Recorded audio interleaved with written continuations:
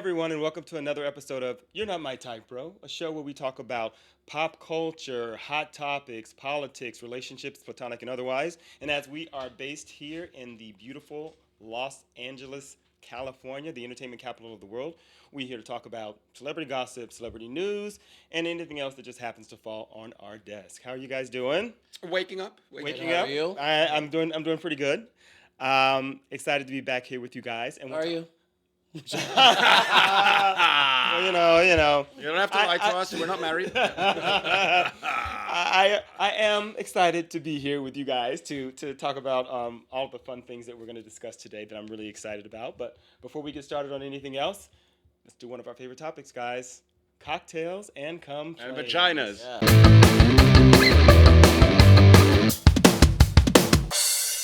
Hey. Cocktails and complaints. Cheers. Salud.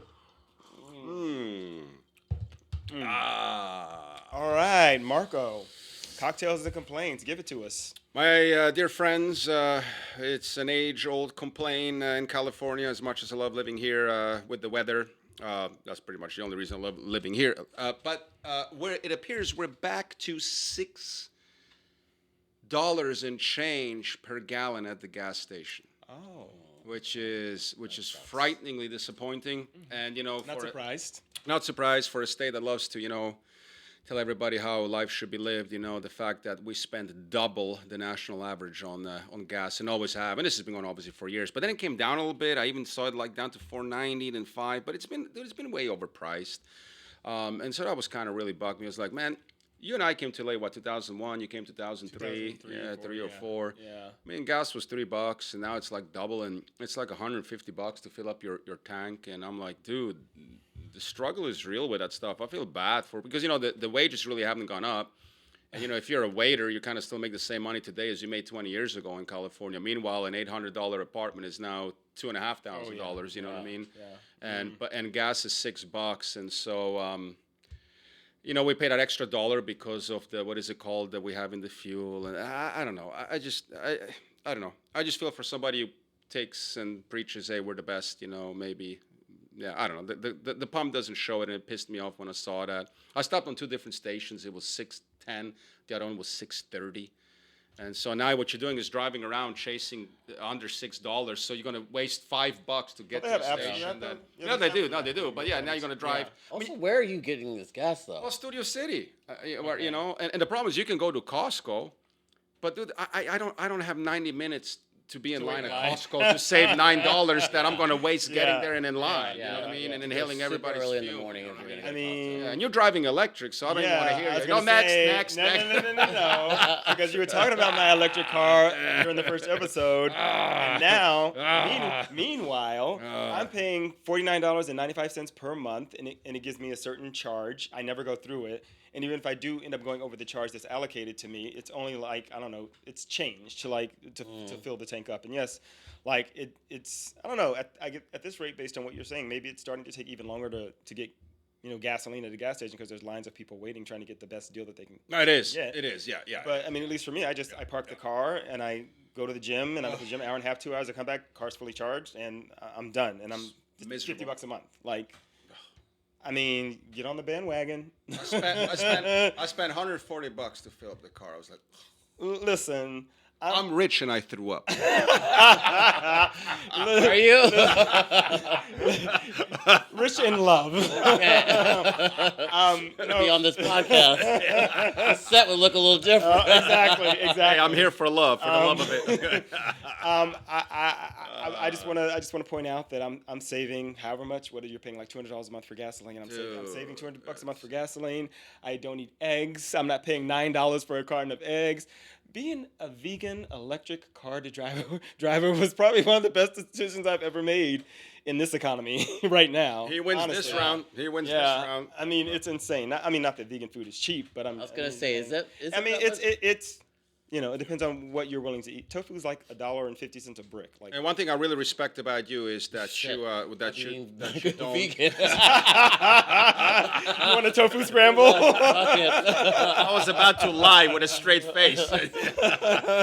No, one thing I really respect about you is that you and Peyton really proudly drive that Tesla, and that makes me respect you. I would never own a Tesla. If I in the beginning when I saw them, I thought they were cool, but they're great I cars. would never. No, I hear completely the opposite. Really? Yes.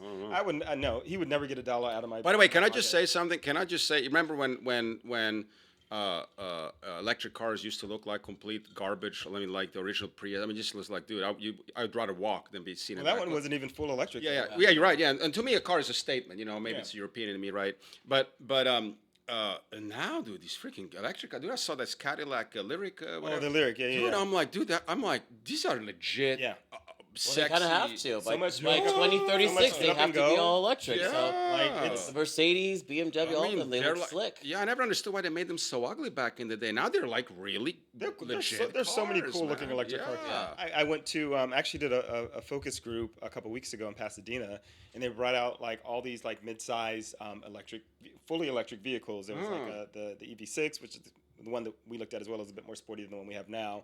And there was like a Toyota. There's just everything you could think of. And so they had us see those 5 cars and compare them and like write notes on them and everything. And then they took us to the other side of the conference room, and there were these 2 like larger size models. Oh, the new stuff that's gonna come out. Yeah. One was a Honda, one was a Toyota, and they were like yeah. super badass. So Yeah. and it's getting to the point now where it's like you on a full charge, it's like between 300 and 400. Yeah, that's to Vegas and miles, I mean, that's So yeah. And you get like 100 mile in like a 15-minute charge or something. Yeah, like I mean, it crazy depends on what kind of charger you're using, but yeah, like That's incredible. that technology is Yeah. always improving as well. Yeah, So. yeah. Because that's the big issue is the infrastructure, and I mean the place we go to is just right over here down the street, so it's easy for me. And I think that's And the I'm in one a thing major that city, they so- say Tesla has the best ecosystem, I guess, because they're everywhere. The chargers, I guess, is my understanding. People, they're everywhere now until people start blowing all of them up because Exactly. that Or they seems blow to be up what's on their own. happening.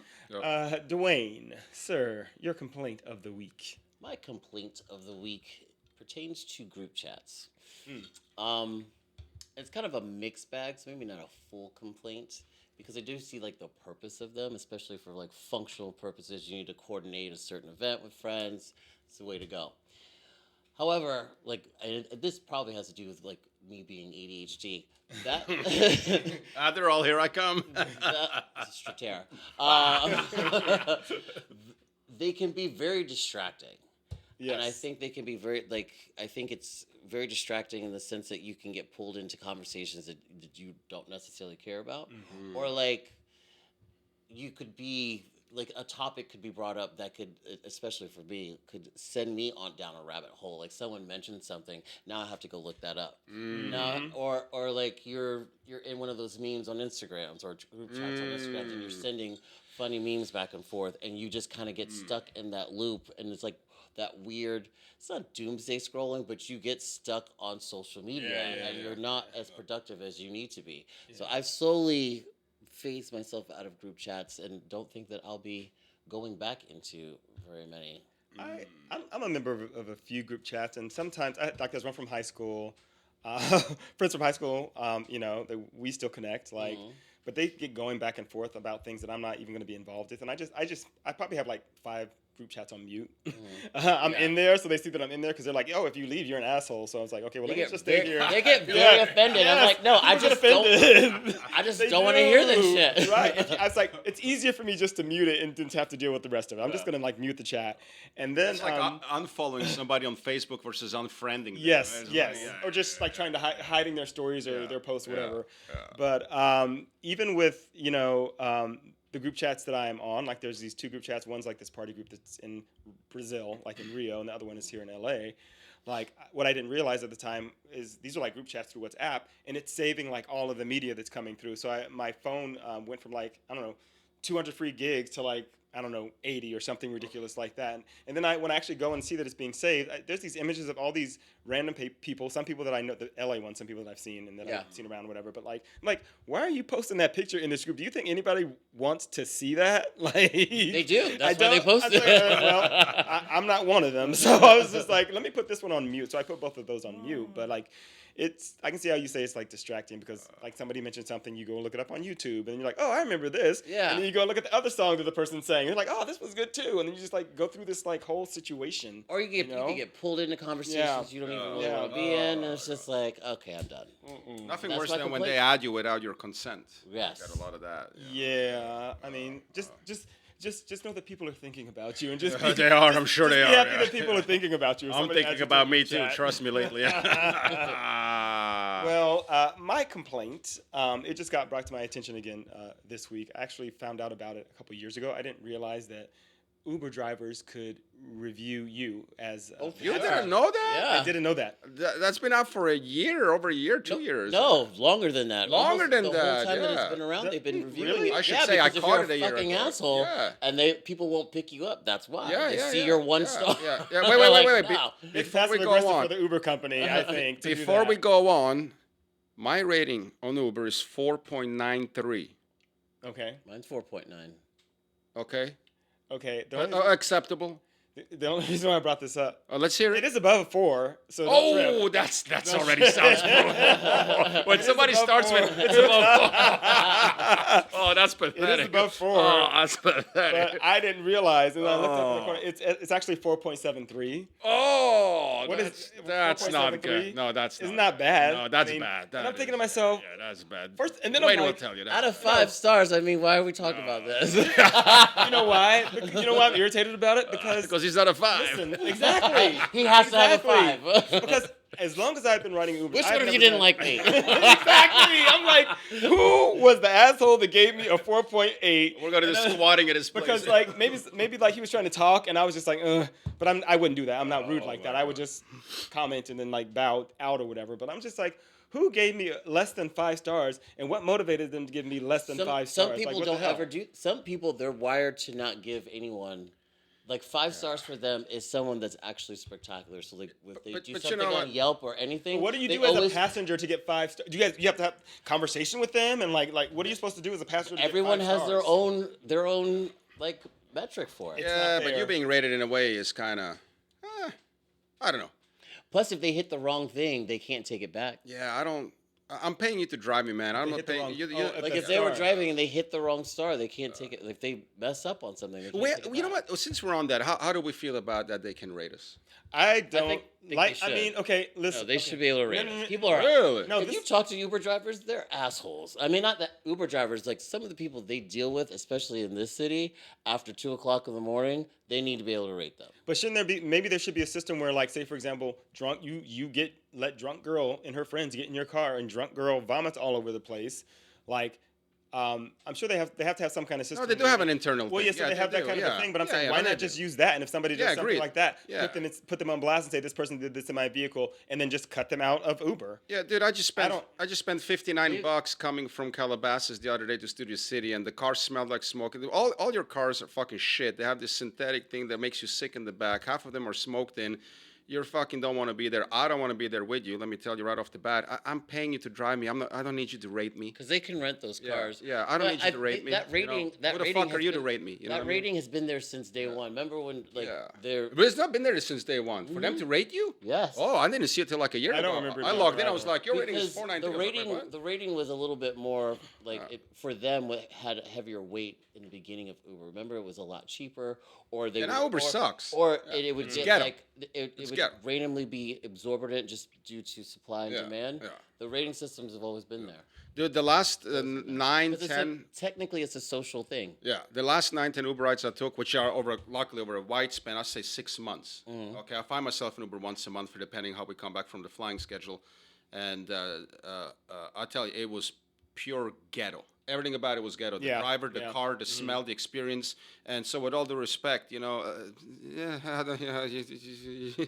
want to rate me? Okay. Yeah, they need to do. I mean, it's weird because I feel like with the way the economy is now, a lot of people are kind of doing that as gig work, and it's hard to try and maintain. I mean, it's hard to try and maintain a certain level of quality. Like, they have to have Uber X or whatever it is. Like, they're supposed to be like the nicer ones. But like, if somebody signs up and you need drivers, it doesn't matter if you're not gonna. You're getting paid to drive. Shut the fuck up, drive. And if somebody's like legitimately violent, of course, you report internally, which they have, and then ban those. Of course, there's always that one asshole. But you're rating me. What did I do to get a 3-star rating from you? My point is, my rating is 4.73, which is pathetic. I don't know what I did wrong, and I would like to know what I did wrong to be a 4.73. Do you want the whole list or the top 10? I'm just saying. That is my complaint for the weekend. Whoever you are out there that gave me that 4.5 or 4.7 or whatever it was, you're in my history. I can find you. We move on. Pathetic. Because there's this topic, and it's a very serious topic, and it kind of relates to maybe a little bit of what my topic kind of is, but maybe not really. But Marko, you wanted to discuss what would make someone, take someone else's life. Yes. Like what kind of state would you need to be in order for you, Duane, to like go beyond losing your shit and like take out someone? Mm-hmm. Yes, absolutely. Because I had this. I was overhearing this discussion at some dinner and some kind of event. I can't remember where it was now. And these girls next to me, of course, on their incredibly high moral, high ground horse, were like, "Oh, I'm such a lover. I'm such a. I can never hurt anybody." And what the blah blah blah blah. I'm like, bitch. There's a killer in all of us. Okay. Everybody can take somebody's life if push comes to shove. Okay, if you don't, do you really think there's a killer in everybody? 100%. If you, I think in most people, but not some people. I promise you, in every normal person, of course, in every normal person, I promise you, there is not a mother on earth that if you come into this apartment and you're charging at her daughter with a knife and she has a gun in her hands, that won't shoot you. Oh yeah. Well, yeah. Okay, but wait a second. So now these chicks. So one of the guys at the table got into this conversation, and we talk about rabbit hole, right? Yeah. I can see him regret. He looked at me on the across the room, and he's like, "Oh, I shouldn't have done this," and he exactly brought up that point. So I'm continuing his conversation, And of course, the girls were like, "Well, that's different." Well, no, it's not different. You said you can't kill anybody. Well, guess what? Now all of a sudden you can kill somebody. Yeah. So where's that Bollinger line?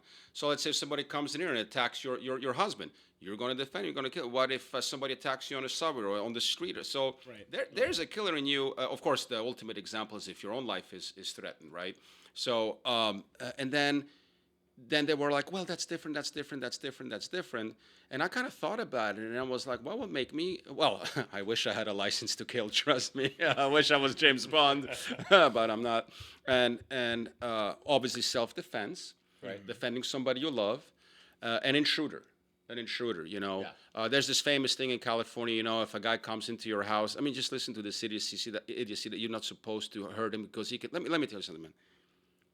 If you're coming into my house and you cross that threshold at 2 a.m. and the cameras go off and you're in that home, if you think I'm coming to the living room to be like, "Excuse me, can I help you?" No, I'm gonna shoot you. Yeah, you're done. Well, at least now that I live by myself, I'm correct, right? Okay.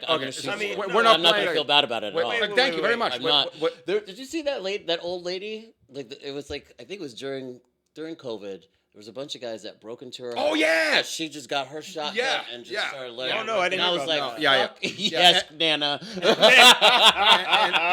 and the old guy that lived by himself, where 3 guys were in his washroom and started coming up the house and things. No, dude. I didn't hear about any of those. Dude, you maybe it's a European thing. You shoot, and I will call the cops on myself. That would be a European thing, you think? Well, that's an American. Yeah, that's an American thing. In Europe, man, if somebody comes in your house, man, you're allowed to. I don't think they have guns like that. Well, you bring up a point. It wouldn't really happen like that in Europe. Yeah. Whenever. But let me tell you something, man. Like you said, somebody comes to your house at 2 a.m. and you can clearly tell they're not there because they're lost. They're not going to sing you a lullaby. Correct. Thank you very much. And I'm not going to find myself. That's like without hesitation, though. Yeah. Like, I mean, without hesitation. If you're in my house and you're an intruder, like, I'm already in fight. Right. You're exactly. Not. They're already in the wrong. There's nothing to. Thank you very much. Yeah. But back to your point, as far as like, do I believe that I'm capable of murdering someone or taking someone's life? I agree with you. I think everybody is capable of doing that. It depends on the situation that you find. Would you yourself murder in. somebody to protect somebody else, like course. Well, like the guy on the Murder, subway? like I mean, if you're saying Well, not with the intention to murder, but Manslaughter, yeah. like meaning you are protecting someone else. Like Daniel may not Petty, have whatever had his the name intent was, to yeah. kill them, Right. but Right. your action Yeah. may have resulted in their death in for the sake of their Right. protection. That's a different story. right. yeah, I mean, I would have to be like my back really has to be pushed up against a wall because I don't. I know that I could do it, but it would have to be under an exact circumstance. You know, What is Right. that exact circumstance? like say first, if somebody was trying to physically harm me, obviously, and they were really like trying to go out, like to kill me. Yeah.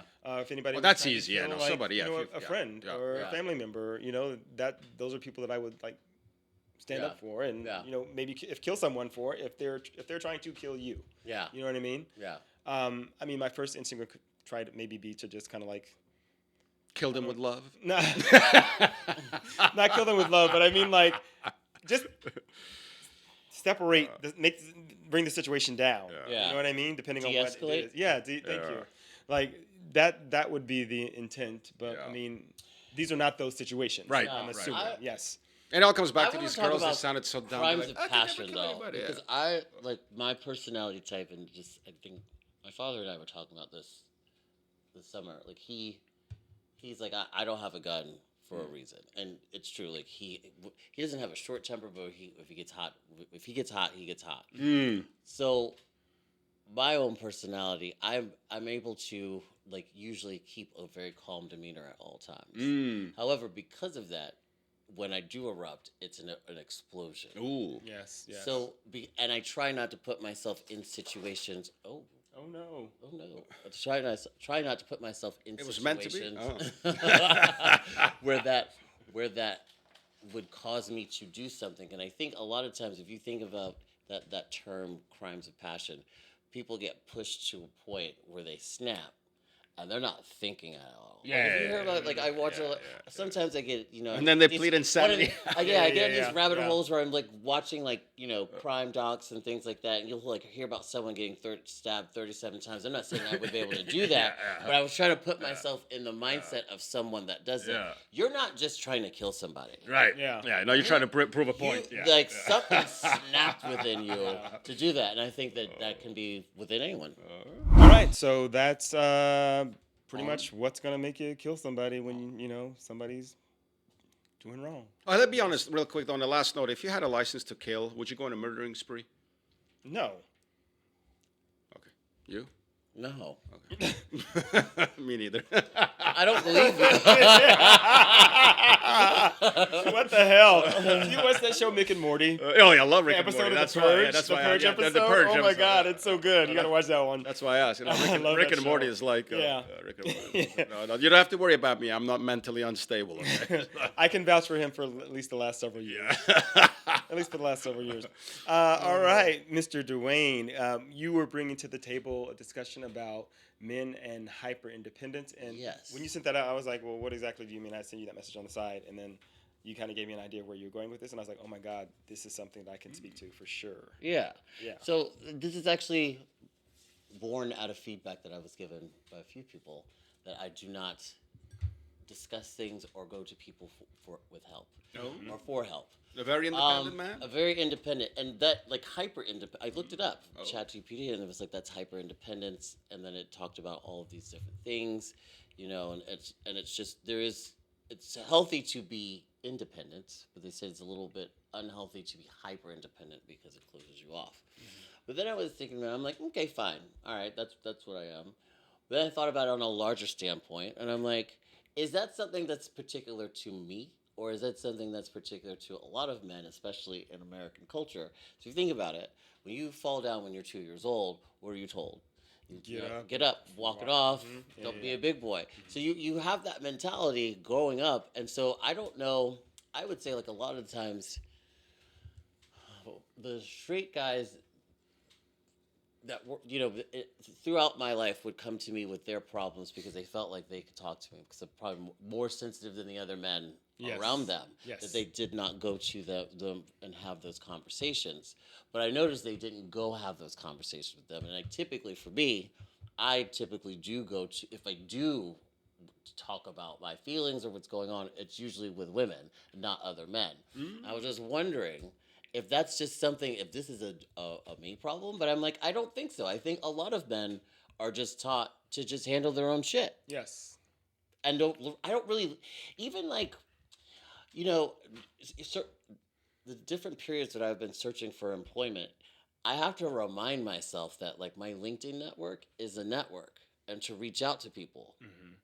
Because I don't even really like reaching out for help I would want to find the job. I want to find things on my own. I want to do things on my own. I don't want people giving me anything. So I'm wondering if I'm posing that to both of you. Do you guys feel that's kind of a common thread for most men, or what? Well, one thing you said that I thought was interesting just now is that you said when you do talk to your problems that you go and you speak to women about your problems. So they seem to be more emotionally available and mature to me, in my experience.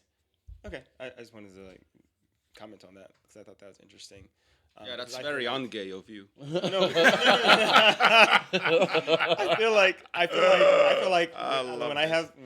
when I have problems, I talk to other men about those problems, and my friend group, gay men, like I have those conversations with them. I talk to more recently. I've been asking my sister advice about certain things, but not like divulging like a ton of information about what's going on in my life, just because I don't want people to like worry or be concerned and that whole type of thing. People can take that information too and weaponize it against you. Yeah, people will. A lot of times people don't tell people things. There's this thing I was following. It's like, those things like Success Mail or like, alpha male type things that those like posts that you or like profile pages on Instagrams, and they'll be like, don't tell people your information, keep things to yourself, because people will then, they can misconstrue it. They could give you bad advice that you take, and they may, and like with every intent of being helpful, but give you bad advice, and or they could weaponize it. And people don't even know what the fuck they're talking about. Like, the thing is, how can somebody? Your situation is you. Yeah, and listen, man, you can't be a 4, and I believe in the law of large numbers. You can't be a 4 and asking a 3 for an advice, even if you love that 3. Or even if you are 4 and you're asking another 4, you're not the same 4. Not the same 4, yeah. I mean, so it's you got to be very careful, and even with shrinks, it's a big hit and miss. Mm-hmm. You have to find the right one. Man, I've talked to shrinks that were fucking useless, man. Well, a lot of them, they're not even supposed to give you information advice. They're supposed to help you find correct, that. yeah, and they're fucking useless, man. And now, and like, now you can go on BetterHelp, and everybody's a fucking expert. It's just a joke now, I think you just got to have a good, if you're lucky to have a good friend, male or female, I think it's just good to sometimes vent a little bit, but there's a little bit maybe of that male macho thing too, men don't ask for help, A lot of them don't. That's weak, Men don't ask for directions. Real men don't. But for me, I was thinking about this because, I'm from a large family. I'm the youngest of 5, and, my dad was in the military, and, just being the last one born, and then also just having that kind of father figure, you always wanted to be like, or at least for me anyway, I always wanted to be like a strong like person, because that's how my dad was. What happened? And and so for me personally speaking, I have a very hard time asking people for help. So it's like the similar situation with you with like the whole networking thing. Like I can go out and I can just like go up to random people and just start talking to them and get to know them and I can interact in that way.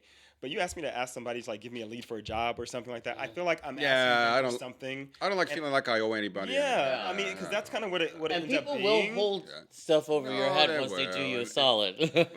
Not everyone. No, you're right. Right. But it's hard to do that because it's like, okay, I haven't, like we know each other, right? But it's not like we kiki like that or hang out or that I even talk to you every couple of weeks. But here I am being like, hey, can you give me a referral? Or, you know what I mean? So like just trying to network in that way. I'm getting better with that. That's what it's for. And yeah, I have to, remind myself you have to ask people, and I'm getting a little bit better with that. But networking is one thing. It's another thing when you're like, hey, can you help me with the rent? Can you give me money? Can I crash at your place? I don't even want to intrude, man. I'm so considerate. That's the opposite of hyper. But I was codependent. Yes, I was looking up some of the stuff that you said because this really just interested me because I remember this movie. I don't remember the name of the movie, but it was Cicely Tyson.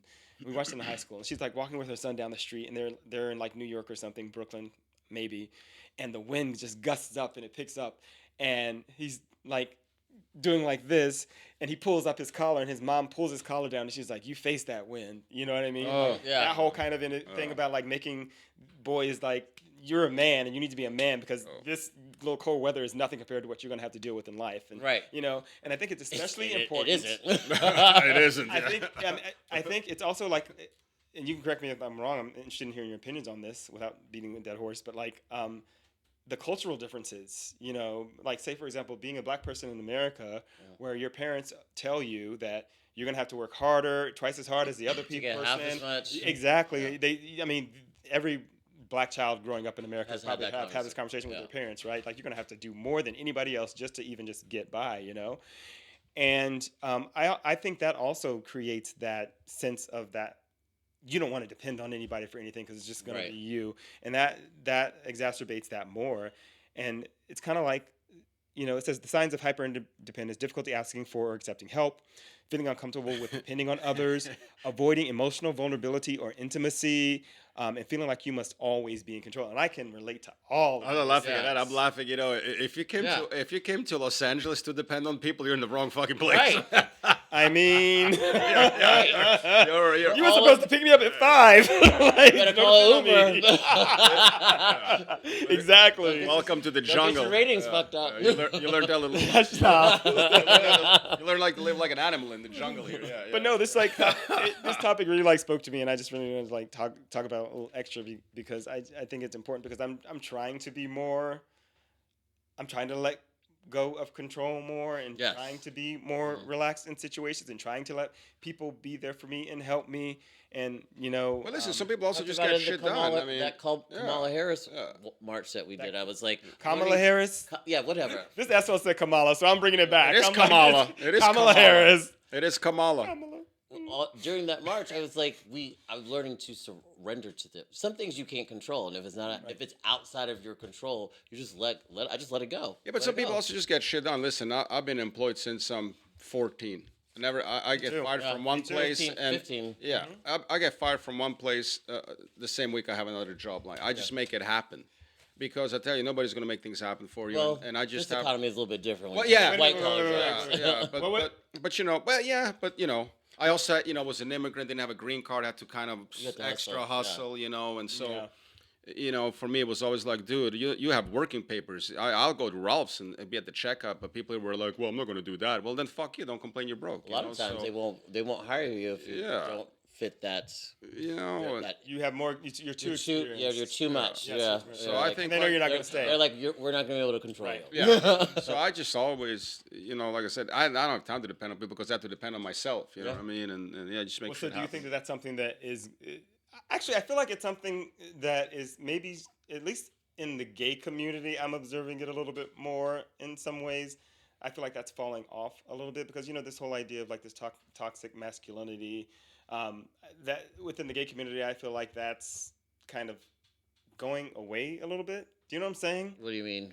I mean, like I feel like gay guys now coming up, they have been exposed to a lot more, and people are more accepting of Yes. them, and they're accepting of them behaving in a certain way. So not like us, where we had to hold back and we had to be men and be like cover it up and be straight acting or whatever it is you want to call it. Now you have these girls walking around in mini these guys walking around in mini skirts. They're wearing heels. They're comfortable being who they are, or they're putting that image out there that's who they are, whatever it is. And I think that kind of scales that back a little bit because I think those things kind of go hand in hand. Mm-hmm. You know what I mean? Mm-hmm. I do. But quick to what you just said, I was just interested. I wanted to ask this question to both of you guys because you said your first job when you were 14. I said my first job. I was working when I was 14 too. What was your first job, real quick? Well, I was pumping gas. Pumping gas. Yeah, I was pumping gas, and then I went to work in a French fries factory overnight. This was in Night Europe? shift. Yeah. That French one was in fries Switzerland. factory. Yeah. I was analyzing French fries overnight in a Swiss. You were analyzing French fries, Yeah, no like the joke. shape? The Yeah, texture, literally. the Yeah, color? I had to take the fat content and put it in a machine and then write it down every What? hour. Yeah, from 7 You were p.m. 14? 15 at that Okay. point. Yeah. You? There's a dishwasher being paid under the table. Yeah. Oh, was this back in? Charleston. That was my first job in America. Yeah, the Standard Hotel washing dishes. Yeah. I had two first jobs. I was a bagger at Winn-Dixie, which was this grocery store chain in the South, and then I was a middle school, elementary school tutor. So I did that during summer school. So I did both those jobs. That's how I made my living. And then his criminal record And started. then my criminal record got in the way, and now I can't even get a job in West Hollywood dancing on a table. That's deep when you can't get that I job. can't even get that anymore. All right. So my topic I thought would be interesting to bring up because in different ways we've all like talked about family. I think here, like you talked about your family and how we were talking. They about suck, raising, yeah. They suck. I was talking about how I was raised. You've talked about your father. So we've all talked about family here. And so one of the things I wanted to explore and discuss with you guys is posing the question of family: is blood still thicker than water? And before we get into discussing it, I want to give you a few examples of what's happened recently. And it was the reason why I wanted to talk about this and discuss this question. So this is in Australia. This young girl, she overheard her grandfather talking about he kept his life savings in the house. She stabbed him and left him for dead. Nice. And took his money. This happened in Australia 2017. It was about $100,000. And the daughter was in the room with her mother when her grandfather told her that the money was in the home. Until she came back, she killed him. And That's an American move right there. It happened in Australia. Okay, so this one's funny. Ice took a MAGA wife after their honeymoon, and guess what he says? He doesn't regret the vote. So his wife was Peruvian, and she was detained on their return to the U.S. from Puerto Rico from their honeymoon. And she's overstayed her work visa, was in the process of obtaining permanent residency. When they got back to the airport, the woman, Munoz was her last name, she has no criminal history, no criminal activity, but she is currently being held at an ICE facility in Louisiana. And her husband, her new husband, was like, I don't regret the vote.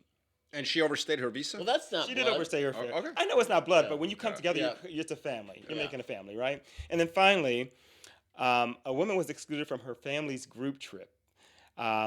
She learned about the trip from her sister when her sister posted it on Instagram, and they said that they didn't think that she'd want to go, and so they just didn't invite her because they knew that she was on a tight budget. So her parents and her two siblings went.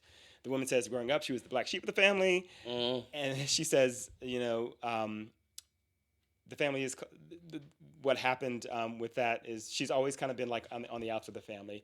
But then guess what happened? She won the lottery. The women won the lottery, Yeah. Wow. and then the family is like, that's family money. You need to Now share they're that money with us. scrambling, yeah. Yes. Yeah. Now we're And family. she said, and they're saying, she's like, my dad said that was different. This is family money. She was like, well, you weren't thinking about me when you went on the vacation. It ain't family money. That ticket wasn't bought by the family. Okay.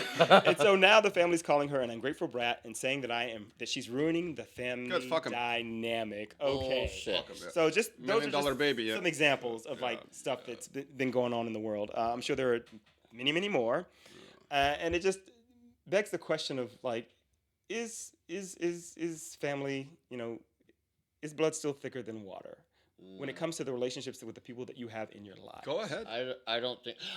Let me put it this way. I feel like that statement that's an archaic school of thought, and it's actually unhealthy because what it does is it creates an environment where you have to stay tethered to toxic people just because you're your blood. So if like you could experience, Which is what happened to me. Yeah, you exactly. can experience a lot of different things, and a lot of families things get swept under the table. Like the woman you just said, she was the black sheep of the family, which is usually the scapegoat.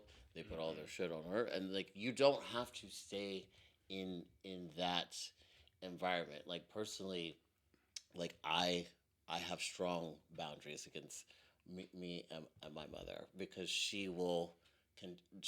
views her children as extensions of herself. She doesn't see them as their own self-actualized, self-possessed people. So and I don't. It's just her pattern of behavior. It's not, she's bad. She's probably too old to change. Right. She's not gonna going. change now, Yeah, she's not going to change. To you, I have to have stronger boundaries, and the more she encroaches them, the stronger I get.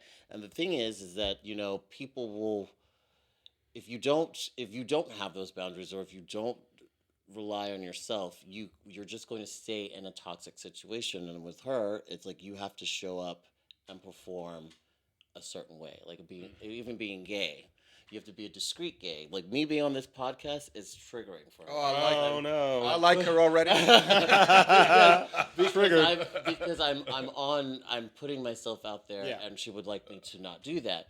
So if and we've talked about this before, if someone if you're in a mesh relationship like that, they want control. And they will do different things to try to control you. And if they can't control you directly, what do? They control how other people around you That's exactly perceive what you, they do, and yeah. they will say anything, fantastical ideas to do that. And so, and that's fine. You have to know that that's going to happen. But Wait till you you have start to, making big money. until you start making big again. But until Then until you that really happens, see your you true have- family. Yeah. well, you have to let them be. You have to let them have their what they're going to be, but maintain those boundaries. Yeah. And so that idea that you're not supposed to have those boundaries, or you have to show up a certain way because your family, it's bullshit. Well, what about you, Marco? What are your thoughts on that? I had this opinion for 20 years now. Listen, if you have a great family, it just means you got lucky. You got a jackpot. You got lucky. Yeah, That's yeah. all it is. Blood has absolutely nothing to do with anything. I know hundreds of people that the uncle molested the child or the dad beat the mom. So where's family there?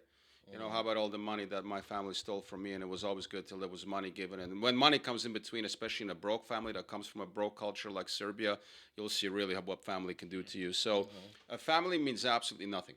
Yeah. I can tell you that people that are strangers at the bar ended up being more family to me than my own blood.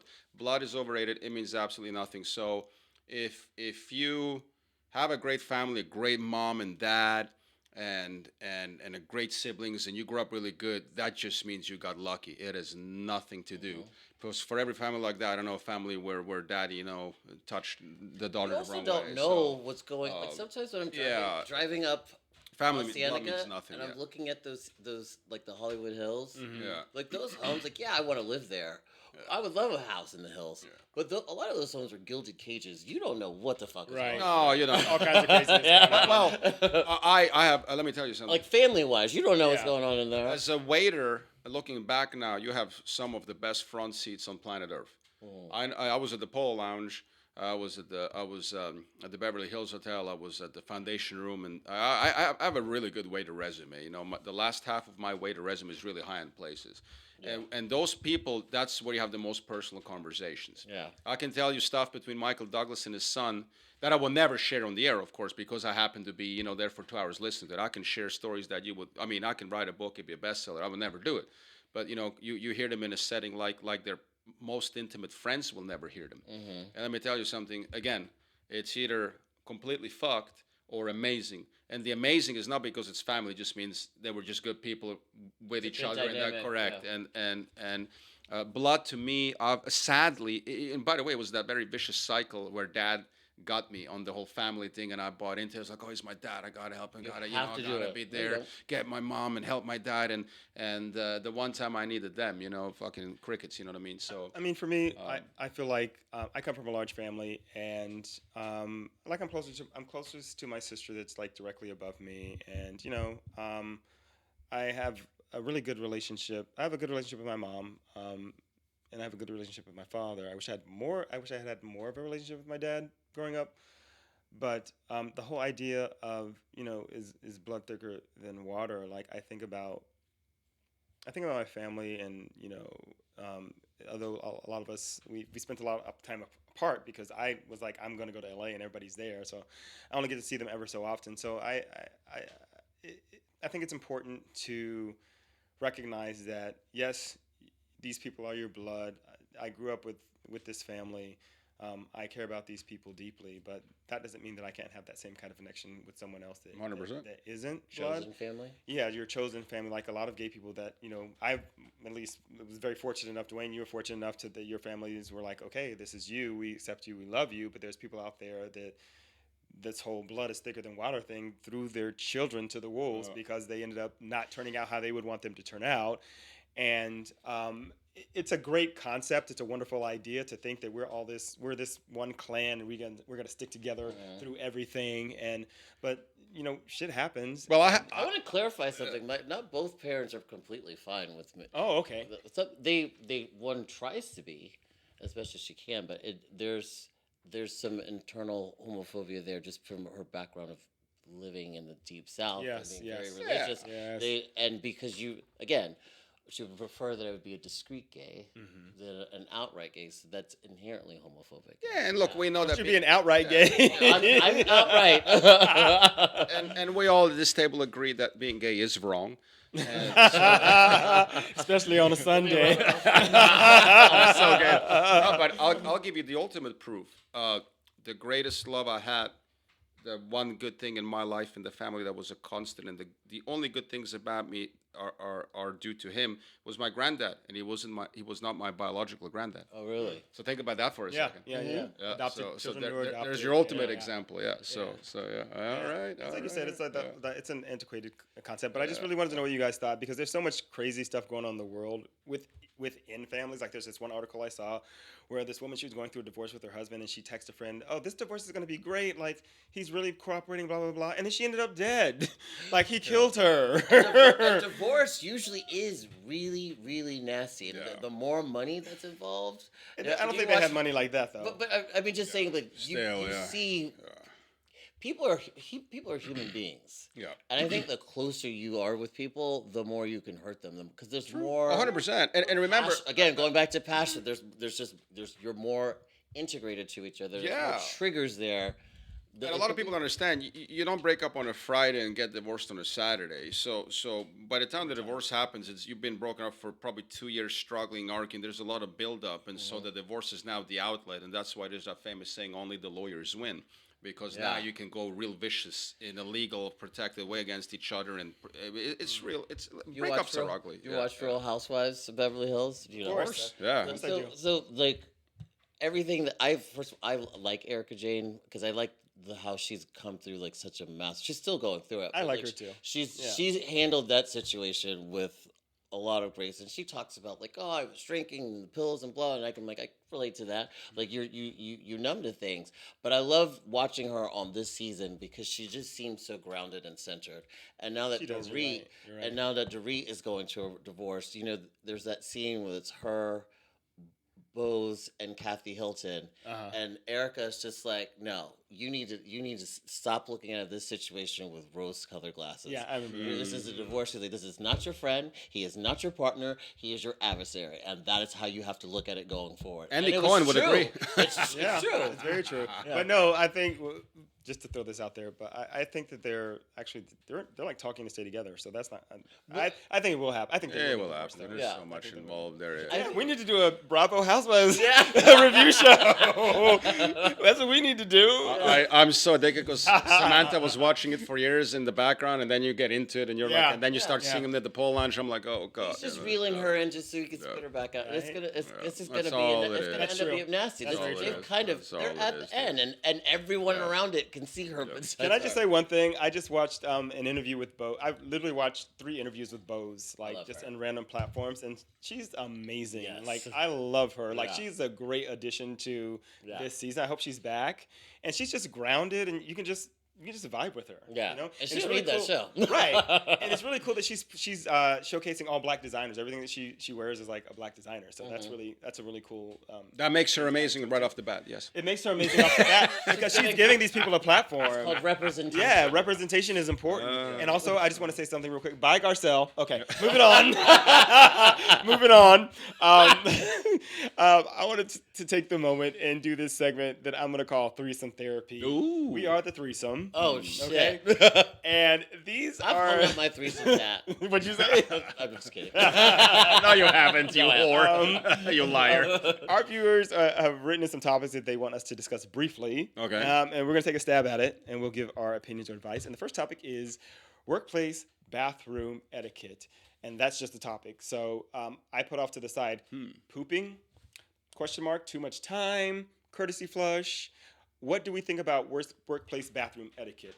I'll start off by simply saying, in a small office type situation, I used to work in this law office when I was in college, and it was a smaller office, and I would be one of those people that I would give a courtesy flush. Yes. Because I think that's only fair. I think you're if this is only the one bathroom and everybody has lunch at the same time and everybody's systems start working and they need to use it, like I think that's a fair thing to ask.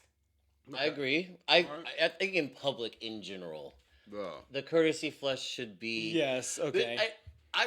I'm trying to get out of there as fast as possible. Anyways, I would rather not use the public bathroom, but I'm also not one of those people because there's some people that cannot go in public, and I don't understand that. There's I can answer. I have to. If I have to go, I have to go. I never pooped in public ever. No. I don't want to. I don't have to. It's always at home in the morning. And wait, you're being serious? I'm dead serious. Yeah, that's crazy. I wouldn't want to, and I never really had to. I don't think anybody wants to. Yeah, no, I never had to do what you have to do. No. I have a friend, and this is something related to that. She worked in this office, and there was this new woman that started working in the office with them.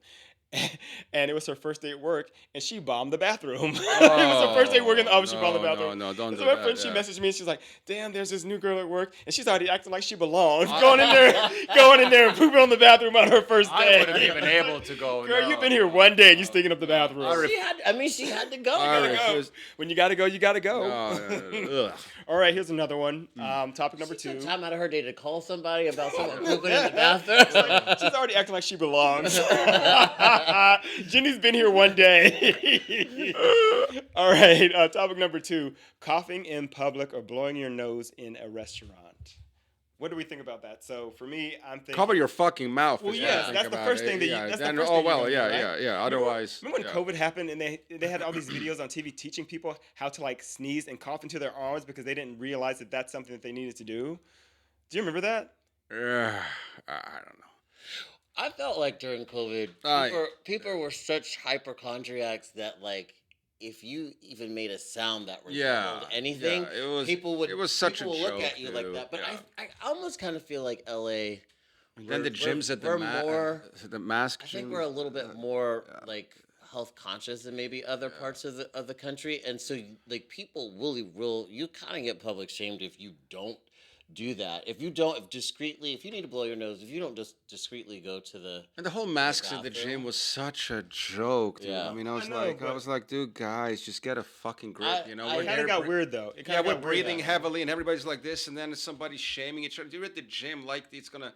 There's sweat going in the air. Yeah, like really, dude. And no, but it did get weird. And then Karen, you remember Karen comes to the front. No. He has his mask off for 10 seconds. I'm like, oh, go die. What I'm saying got weird for people when, seriously, when like for me, for example, like I'm afraid to be on an airline when this is going on. To be on an airline and cough because people are going to think that you have COVID and everybody's going to freak out around you. Right. Yeah. And it became this weird situation. Yeah. And it's just also don't get on an airplane. Yeah. Like if that sensitive. I know. Right. Yeah. I think I called this out to you. I don't think it was like the last party that we went to, but it was maybe it was quite a bit of, and I feel like it was in like a warehouse, which means it was hot. Mm-hmm. And somebody was wearing a mask. And I think I pointed it out to you, and I wanted to be like, if you are I remember. Like, you're that concerned. I don't mind that you feel the need to wear a mask for your own personal protection if you're walking around or you go into, Ralph's or something like that. If that's what you feel you need to do, everyone should do what they need to do. But if you're that much of a hypochondriac, maybe don't go into an environment that's sweltering hot. That's exactly my point. And listen, and just pour air vents. Like that mask ain't doing nothing for you. That was my point. It's like, why the fuck are you at the gym? And I try to be considerate. Like I said, I never want to be that guy in line that isn't ready to order. I always look around me. You know what I mean? If I have 9 items and the person behind me one, I'll offer for them to go over. I just always afraid, And this bitch is at the fucking gym screaming. I'm like, dude, you're at the gym. Yeah. You dumbass, But you're right. Half truth is people in LA are more health conscious. But the other half truth is also that nowhere like in LA, people daily wake up in hope to find something to be offended about so they can be hurt. You know what I mean? So, I don't know. The whole mask was... Well, so the point is, you're coughing in public, you're blowing your nose in public in a restaurant, cover your mouth, cover your nose, do what you need to do. And make sure people don't hear you. There's a way. If it's uncontrollable and people have to hear you, like they're gonna have to hear you, like it is what it is. Yeah. All right, so our final topic number 3, first date. Who pays? And then I just threw this out on the end. Differences in gays versus straight first dates. Ooh. How do we want to dive into that? What is the difference? You want me to answer both parts? I think. Answer one, and then you answer one. Okay. I'll answer the gay one since I'm an expert. Actually, I think it would be quite interesting if you. No, I don't need you to do it. I think that, and then well, so I'm gonna answer the gay version, but I want to give this caveat before I do that. I think it's not healthy or a good idea to like paint a whole group of people with a broad brush. Why generalizing is so much fun? It's fun, but it's not everyone falls onto it. Right. But I do think that generally, or maybe this may be like LA culture, or maybe cultures or gay communities in metro areas, that the first date usually comes after sex. But for a lot of gays, like that's how it happens. Yeah. The gay handshake. The gay handshake, because they don't want to go any further if that part's not there. Like that, and men tend to be more visual and physical anyways, and since there's two men involved in that partnership, I'm not saying that it's bad, but that's just kind of how the cookie crumbles sometimes. Mm-hmm. That's not to say, audience, that all gay men are like that. There's some people that have more traditional values, and there's nothing wrong with that as well. But I do think that that's kind of the way for that's kind of like the path for a lot of gays. But I do think that in general, if you're on a first date in this climate, I think that it should be Dutch. Okay. Unless you're just really comfortable, if you want to insist on paying for it, I think that's completely fine if someone wants to do that. But I think you should have the expectation, and you have to be careful with expectations. Have no expectations. Have no expectations. You'll be disappointed, but maybe expect to pay. Right. And then that way, if you do pay, you're not disappointed because you expected to have to do that. I feel like with the situation with gay guys, like, I think they'll both make an attempt to pay. Do you know what I mean? Like in the beginning, and then like there's like these situation of like, oh well, let's play the card game, and whoever that whole type of situation, or the server pick or whatever it is. But yeah. And then there's been those rare occasions where you go out with someone and they forget their wallet, so you're going to be paying the whole time. Yeah. They knew you were going to be paying the whole time. Forget your wallet is such bullshit, dude. But I'm interested to know about. I mean, I have an idea of what you're going to say about straight first dates. I haven't been on a date in 15 years, but until such time, I was always the one asking the lady out, and it would have been weird. I mean, it was kind of a given, and I didn't mind. It's different now where most of my friends are on dating apps and they go on 9 dates per week, and all the chicks are using that because they know they can get a free dinner out. Yeah. Now it's a total scam and a total racket. Back when I was dating, it was a legit, hey, may I take you for dinner? And then it was kind of the gentleman thing. And I ran into a situation where I had ladies insist. No, I was like, no. I was like, no. They were like, no, legit, and that's. Wait, insist that they pay. That they pay, yeah. That happened to me, yeah. I think that's great. I thought I was very attractive from a human being thing, and on our second date, Samantha, I remember too. We were at this in a really nice place. She was like, "No, I got this." She prepaid, and I was like, I found her very sexy, because she was successful. She had a job, and it wasn't like this. Oh, I'm a woman now. All of a sudden, women had this thing. Women have this thing now, half monk, half hitman. Whatever's to their, back then it was. Back then it was, before, I used that a lot, and back then it was like legitimate, and so when a woman paid, it was really an event, and it was like, wow, I respect that, and it was her maybe of saying, look, I like this to go further, but we don't have, I was very lucky to learn a lot about the gay culture with respect to having worked in a lot of gay places, and I know what you're saying. You guys have sex first.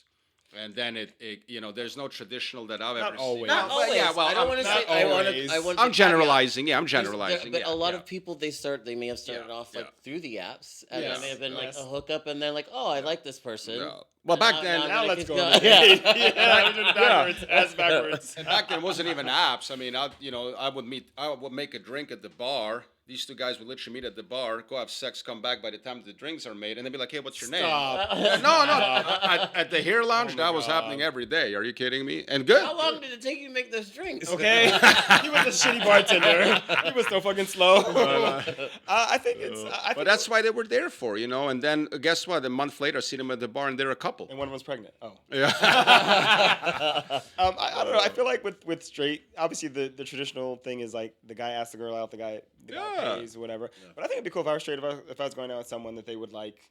Just pick just like you say, like check up. It's just like that's kind of like that shows a confidence. That's I think, I like that. Yeah, Like when you're in a certain economic state or you're financially healthy. Yeah, I prefer to do that. Yeah, I think that's a and you know what? I would like it being done for me too. Yeah, and by the way, I never did it because I thought it was like expected because I was way too independent for that. I did it because if I was on a date with you, that means I really like to spend time with you. Yeah. You know, otherwise I can go in a bar and see if I get lucky. But when you're on a date, it was legitimately, you really want to spend time with that person. Now on the dating app, it's different. It's a fuck fest, and the stories that my friends free tell. dinners. Yeah. No, listen, I talk to several friends on a weekly basis that are on dating apps, and it was fun the first week, but now it's misery because you better have $1,000 a week aside.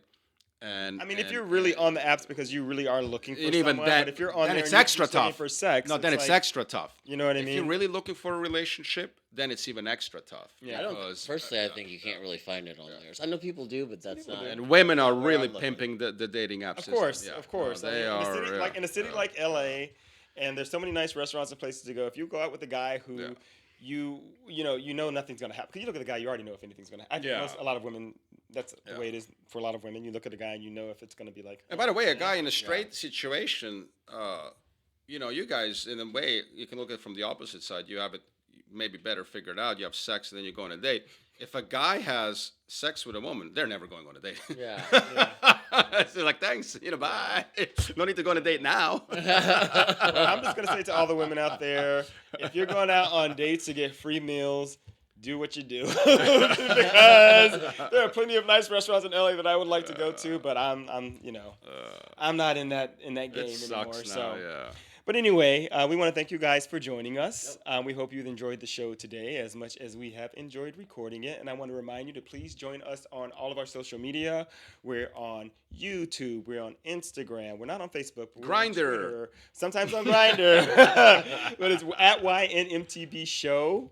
And that's going to be on Twitter. Everything else is at You're Not My Type, Bro. Please be sure to like, share, subscribe, and follow. Please leave comments in the comment section so that we can interact with you and bring you more topics that you guys would be interested in hearing us discuss. We love you guys. Thank you for joining us, and we will see you next time. All right, let's smoke some meth. See ya. Bye.